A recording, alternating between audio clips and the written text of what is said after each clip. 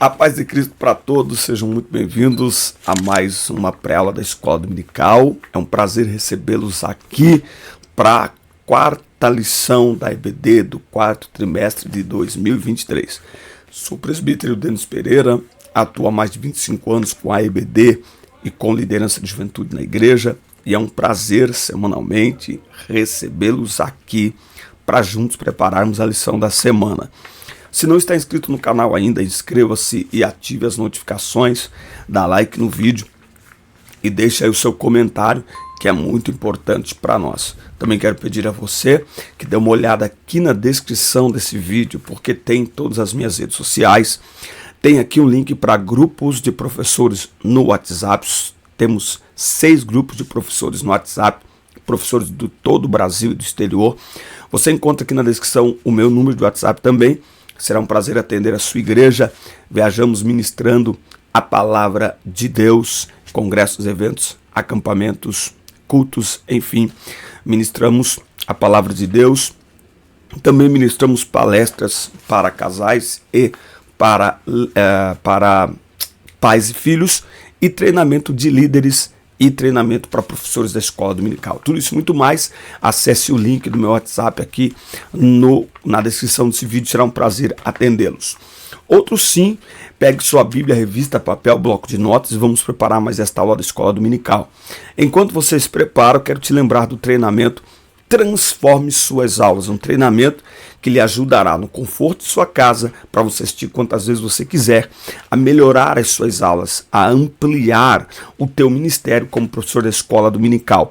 Você aprenderá a preparar uma aula, fazer pesquisas, analisar, fazer anotações. Você aprenderá a planejar uma aula, que é encaixar o que você preparou dentro do tempo que você tem. Você não precisa de mais tempo para a aula, você precisa planejar a sua aula. Você também precisa aplicar a aula, que é ajudar o aluno a colocar em prática aquilo que aprende na sala de aula. Não adianta falar para o aluno, olha, não adianta nada você escutar e não praticar. Bom, nós, enquanto professores, precisamos ajudar o aluno a aplicar, mostrar para ele como aplicar o conteúdo daquela aula no seu dia a dia, em casa, na escola, enfim. E você aprenderá também métodos de ensino diferenciados, porque na mesma sala de aula você tem alunos que aprendem de formas diferenciadas. Você tem alunos que aprendem escutando, outros aprendem repetindo, outros aprendem anotando, outros ainda aprendem discutindo. Quando você diversifica a forma de ensinar, você amplia a eficiência do seu ensino para que os alunos, de uma maneira mais ampla e completa, aprendam, absorvam aquilo que você está ensinando. Tudo isso e muito mais no treinamento Transforme Suas Aulas, 70% de desconto no lançamento. Adquira já no primeiro link aqui na descrição. Você abençoa o nosso ministério, você patrocina este canal adquirindo este treinamento, tá? Maravilha, então, chegando com a lição 4, classe de jovens, que tem o tema a fé e o conhecimento científico.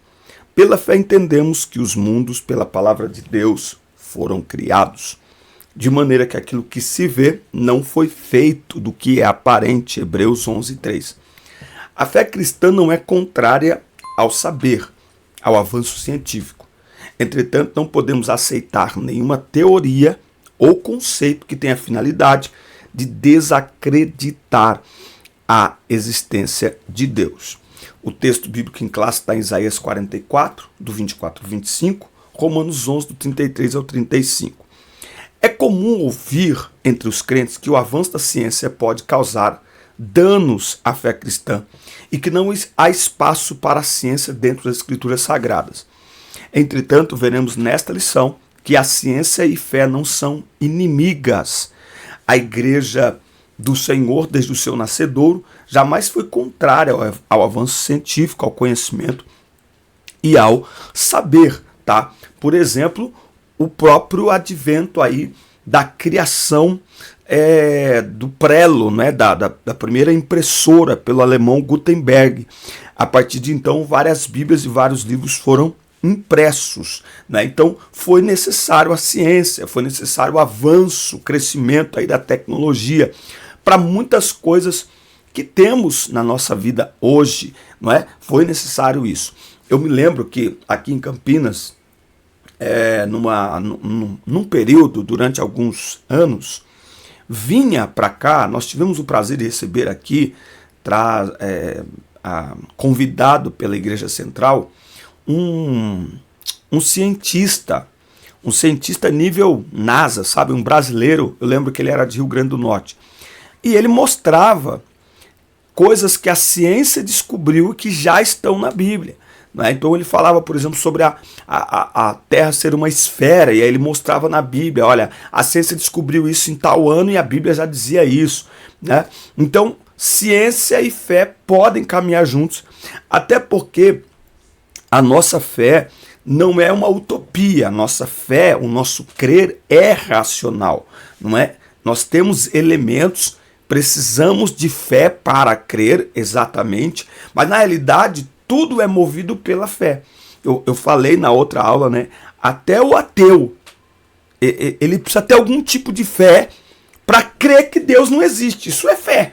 Agora, é uma fé contrária, é uma fé equivocada, não é? Então a fé faz parte aí da ciência e nós podemos caminhar juntos, tá? Bom, tópico 1, o racionalismo e a fé cristã. Você já ouviu falar a respeito do racionalismo? Sabe o que significa? Segundo o dicionário teológico, significa um sistema filosófico que tem como critério único da verdade a demonstração racional das coisas. Para o racionalista, tudo que escapa à luz natural da razão não merece sequer ser considerado. Então, o racionalismo compreende tudo dentro da lógica, não é? Então, mas por que isso tem que ser assim? Não, mas eu não compreendo, eu não entendo. Né? Então, qual que é o objetivo? É teorizar o modo de conhecer o homem.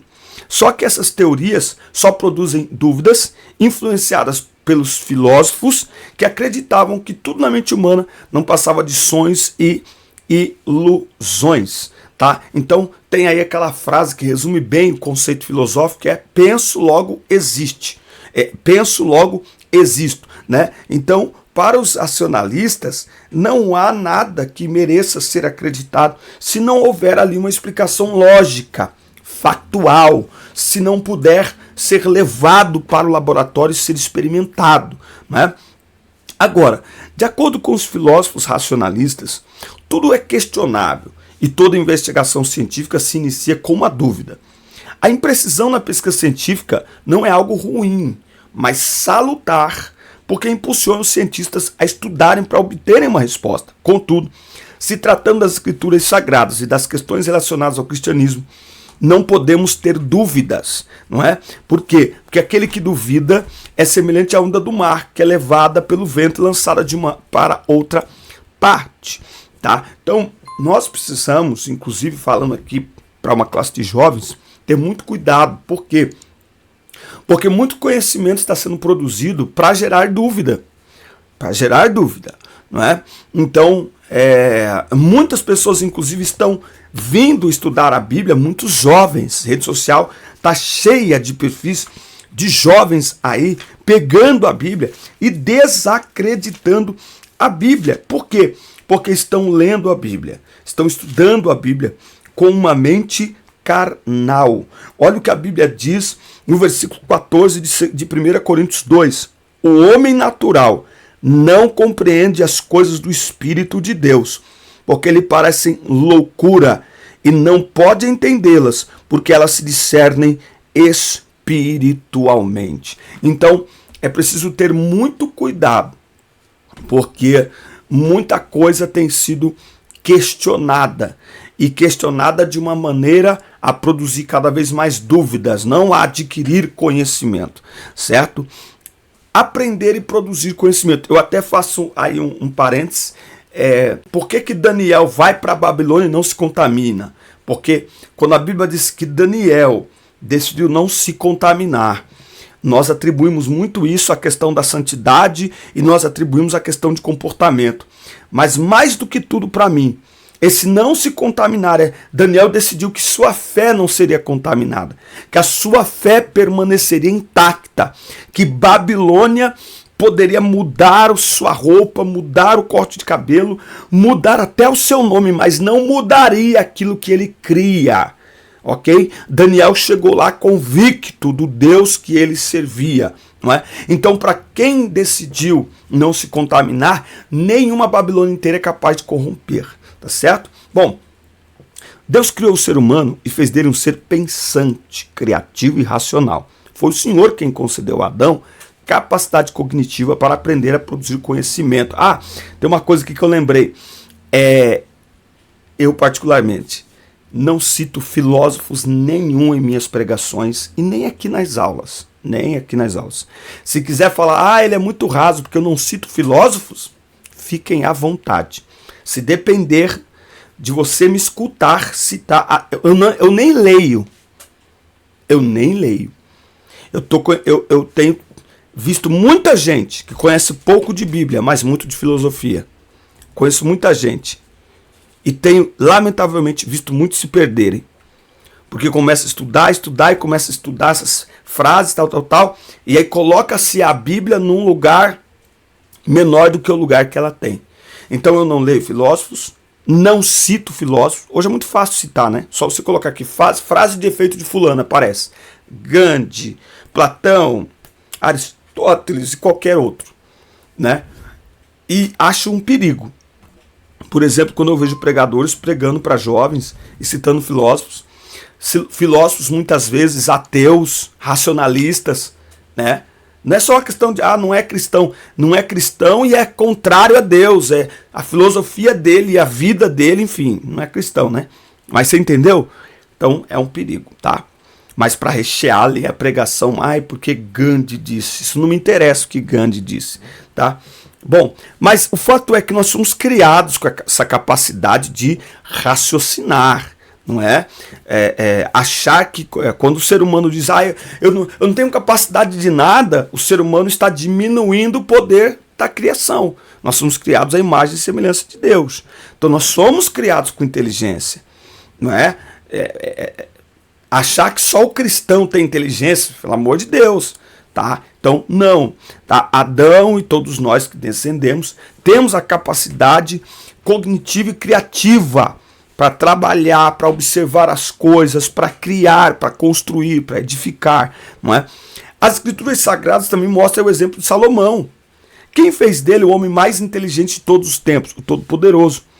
Uma prova de que ele não é contrário à busca pelo conhecimento. Sua sabedoria foi um presente divino, mas não significa que ele não teve que fazer a sua parte, se dedicar a pensar e a conhecer, né? No caso aqui, o conhecimento de Salomão não o impediu de afastar-se de Deus, não é? Então o livro de Eclesiastes, ele nos mostra que se pautarmos a nossa existência somente sobre a ciência e a investigação humana, nada terá mesmo sentido. Deus deve estar sempre em primeiro lugar em nossos corações, não é? Então, ao rejeitar Deus, o homem rejeita o verdadeiro conhecimento, porque dele, por ele são todas as coisas, glória a ele, pois a ele eternamente de Deus. Quem conhece a mente desse Deus, né? Então veja, nós precisamos ter o nosso coração completamente conectado com o Senhor. Nesse primeiro tópico, eu faço aqui uma observação de muita gente que buscando respostas e procurando respostas acaba se afastando de Deus. Por isso que o conhecimento de Deus, ele deve ser a partir da palavra de Deus, não é? Por isso que o jovem que ama a Deus, ele precisa escutar, ele precisa acompanhar quem ama a palavra de Deus e quem ensina a palavra de Deus. Ele precisa ter a palavra de Deus no mais alto patamar de sua vida, para que qualquer outro conhecimento esteja pautado pela palavra de Deus. Quando a palavra de Deus ela é deixada de lado por qualquer busca de conhecimento, é o primeiro passo em direção ao distanciamento de Deus. E outra coisa que eu sempre falo, se o Deus que eu sirvo, o Deus que eu creio, pudesse ser explicado por palavras humanas, ele não seria Deus. Assim como todos os outros que aí estão. Ok? Eles podem ser explicados? eles podem ser compreendidos? Então, isso significa que eles não são deuses. São apenas para aqueles que acham que são. Mas de fato eles não eram. Eles não são deuses. Ok? Agora, o nosso Deus, ele é Deus. Porque ele se revela em tudo que criou, em nossas vidas, na obra de salvação, na sua palavra. Mas ainda assim, existem coisas que o olho não viu, o ouvido não ouviu, e que não desceu ao coração do homem, que Deus reservou para aqueles que o amam. Então, achar que a mente humana conseguirá compreender a grandeza desse Deus não é racional. Não tem lógica isso. E isso é que não faz o menor sentido. Meu óculos está torto? Tá não. Ok? Muito bem. Tópico 2, se você não se inscreveu aqui no canal ainda, inscreva-se, ative as notificações, dá like no vídeo e deixe seu comentário, que é muito importante para nós. Dá uma olhada aqui nos vídeos, nós temos aqui a nossa, o nosso podcast, todo sábado às 9 da manhã, Fala Denão Podcast, meu apelido é Denão, Denis Denão, Fala Denão Podcast, todo sábado às 9 da manhã, ao vivo, e você pode participar, pode interagir, pode fazer perguntas. Eu espero vocês. E não se esqueça que o primeiro link é o treinamento Transforme Suas Aulas. Deus irá abençoar a sua vida e você abençoa a nossa também. Bom, tópico 2. A ciência tem a sua importância, tá? Então, buscando respostas. A ciência não tem resposta para tudo. O método científico não consegue responder algumas questões importantes da vida, como, por exemplo, de onde viemos, para onde vamos. Também não consegue explicar de forma convincente o surgimento do mal. Estas respostas somente obtemos mediante a fé nas escrituras sagradas, lendo lá o livro do Gênesis. Não é? Então, de onde viemos? Deus nos criou. Ponto. Não faz sentido. E quem disse que é para fazer sentido? Quantas coisas nessa vida que existem que não fazem o menor sentido? Né? A atual sociedade agora está tentando enfiar goela abaixo um tipo de comportamento que não faz o menor sentido. Não é verdade? Então, nós fomos criados por Deus. Né? Então, a resposta está lá. Nós fomos criados por Deus e para relacionamento com Deus. Certo? E por que sofremos? A resposta está lá na queda, lá em Gênesis 3. Romanos 3:23, porque todos os pecados estão na glória de Deus. Romanos 6:23, o salário do pecado é a morte. Morte é destruição, morte é doença, morte é tristeza, morte é lágrima, morte é condenação, morte é juízo eterno. Tá? A ciência possui as suas limitações, mas podemos afirmar que o crente não deve ter receio de estudar e procurar o conhecimento. A busca pelo saber é legítima. Entretanto, nem sempre as motivações do homem são. Muitos só buscam o conhecimento para inflamarem seus egos e desencorajar o crente. Paulo, escrevendo aos Coríntios, afirmou que o conhecimento de alguns os tornava inchados, orgulhosos e sem amor. Tá? Então nós precisamos pensar qual é a motivação do coração ao buscar o conhecimento. Tá? Então muitos hoje querem produzir conhecimento para levar as pessoas a desacreditarem de Deus. Tá? Então, hoje existe todo um trabalho gigantesco para levar as pessoas. Na verdade, sempre houve, né? Sempre houve.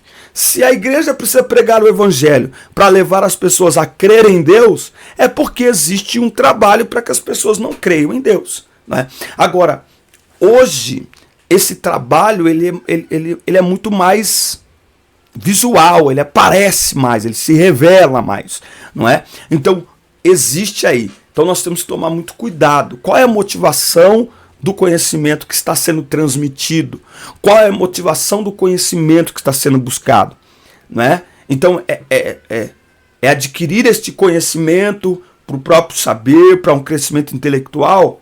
Qual é a motivação? Por isso que nós temos que sempre colocar o nosso coração nas mãos do Senhor, porque Ele conhece pensamentos e intenções do nosso coração por meio de sua palavra. Tá? O crente reconhece que a ciência tem a sua importância. Reconhecemos o valor do conhecimento científico e de se permanecer fiel ao Senhor. Admitir o valor da ciência não torna você um herege. Observe o que nos dizem Charles Colson e Nancy Pearce em sua obra E Agora Como Viveremos? A ciência afeta toda a nossa visão de mundo, não só as ideias sobre a religião e a ética, mas também sobre a arte, a música e a cultura popular. Constatamos que a ciência tem o seu valor. Entretanto, devemos considerá-la sempre à luz da palavra de Deus. Então é sempre à luz da palavra de Deus. A ciência tem a sua importância, o conhecimento tem a sua importância, mas nós devemos manter tudo sempre à luz da palavra de Deus, para não nos perdermos no caminho. Olha só, eu vou indicar aqui um filme, é muito legal para vocês assistirem com aí os seus alunos, os jovens da igreja, que é o filme Em Defesa de Cristo. Este filme Em Defesa de Cristo, ele faz parte daquela sequência de filmes Deus Não Está Morto. Deus não está morto. O filme Em Defesa de Cristo é uma história real do jornalista que passa a investigar Jesus. Ele quer saber, na verdade, ele parte numa jornada com a intenção de não encontrar evidências históricas da existência de Jesus, da crucificação de Jesus e da ressurreição de Jesus.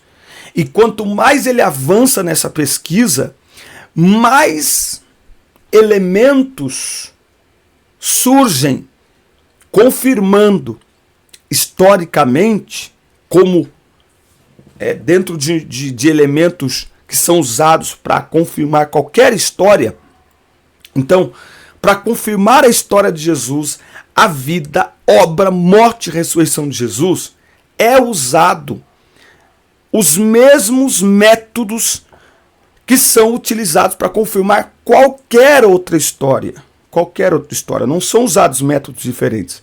E ao usar estes mesmos métodos, é totalmente compatível o que temos nos evangelhos com aquilo que a história, que não necessariamente a história está linkada com o evangelho, não. Ok? Então, por exemplo, História do Povo Hebreu, o livro de Flávio Joséfo, que conta a história do povo de Deus. Flávio Joséfo não era cristão. Entende? Então, por estes fatos e muitos outros, esse jornalista que parte numa busca para desacreditar a história de Jesus, ele volta convertido. Vale a pena você assistir, com certeza isso vai ajudar os seus alunos a olharem para a palavra de Deus de uma maneira mais profunda, pensar um pouco, tá bom? Muito bem, chegando no tópico 3 aqui da nossa revista, lição 4, classe de jovens, que bênção, mais esta lição. Segue a gente no Instagram, @DenisPereiraOFC. Minhas pregações estão lá, fotos e vídeos, está tudo lá. A mente humana. A neurociência pode nos mostrar como funciona o nosso cérebro e o que ocorre em nossas células cerebrais durante o nosso aprendizado.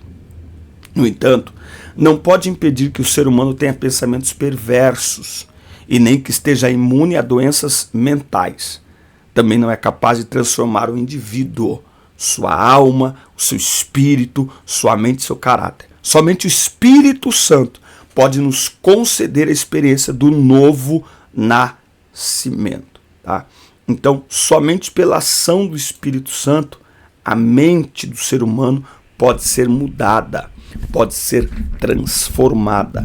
É somente pela ação do Espírito Santo que o caráter é mudado.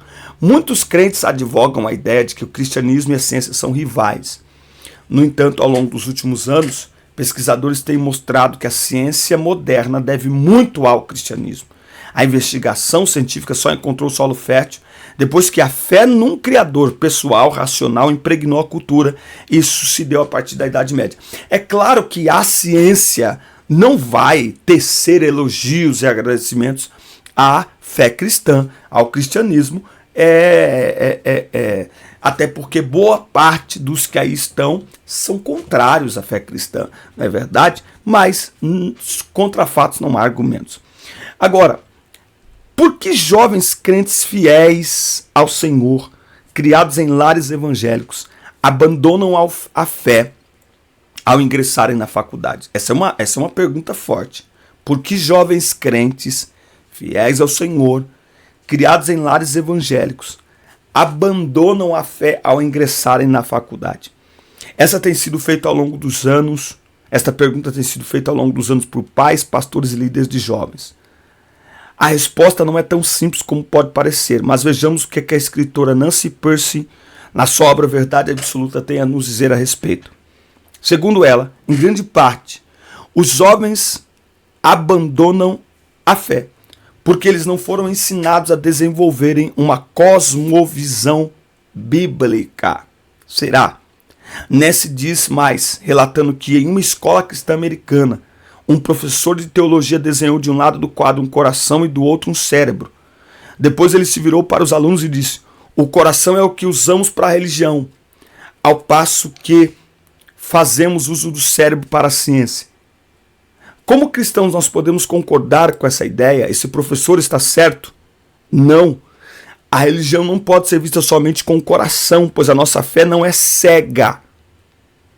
Segundo Nancy Pearcey, os jovens crentes também precisam de uma religião do cérebro. Tal verdade nos mostra que você precisa conhecer as Escrituras para desenvolver uma cosmovisão cristã que vai ajudá-lo a fazer a crítica correta das muitas ideologias, filosofias e ideias contrárias à nossa fé que você vai encontrar na sua vida acadêmica e no mercado de trabalho. Ness, uma mente brilhante do nosso tempo, também afirma que educar os jovens a desenvolver uma mente cristã já não é uma opção. É indispensável para que a chama da fé em Deus não venha se apagar diante desse mundo caótico em que vivemos. Tá? Então, muito boa aqui essa resposta que ela aqui nos apresenta, essa resposta que ela aqui nos dá. É interessante a maneira como é colocado, porque o fato é isso, o jovem cristão ele precisa aprender a pensar. Né? Então, a gente até olha muita gente falando, você tem uma pesquisa, me parece, né? 70% do jovem cristão que vai para a faculdade, dos 100%, 70% se desviam nos primeiros 6 meses, no primeiro ano, sei lá. O que acontece também, eu estava pensando estes dias, nós não estamos treinando. Eu acho que a visão que a igreja deveria ter era de treinamento. Então vou dar aqui uma opinião. A igreja, a própria CPAD poderia contribuir com isso. A igreja tem a escola dominical em todas as faixas etárias, certo? Muito bem. A igreja deveria ter um ambiente, ou os líderes de adolescentes e de jovens deveriam ser preparados para treinar os jovens antes deles irem para a faculdade. Na verdade, hoje o ensino médio já é um perigo. Na verdade, hoje o fundamental já é. Mas enfim, o adolescente, ele já deveria ir sendo treinado para este ambiente, para este cenário. Né? Então, para mim, jovens se desviam por falta de discipulado.